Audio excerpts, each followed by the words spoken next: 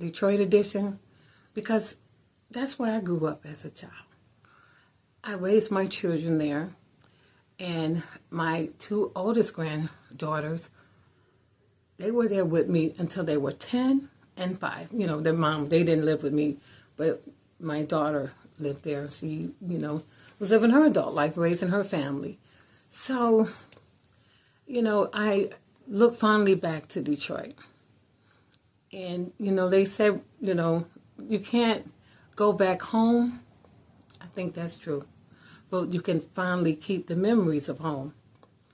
And sometimes things are not as bad as we think they are, because it's all perception.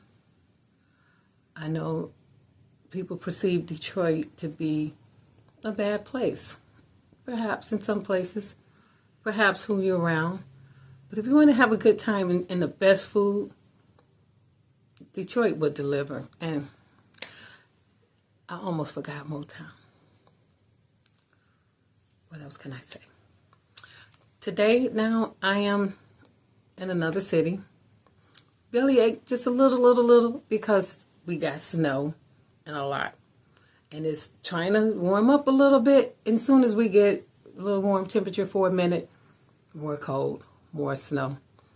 That's okay. I just got spoiled for 12 years having very milder weather than Michigan. But I'm Michigan, Detroit tough. I can take it. And I did miss seeing the snow. Being in it, a different thing. So that's all I wanted to add today. I learned that no matter where I go, is where I started. That was keep me grounded and keep me centered when I forget things. And I had some good connections. I had learned so much in my youth.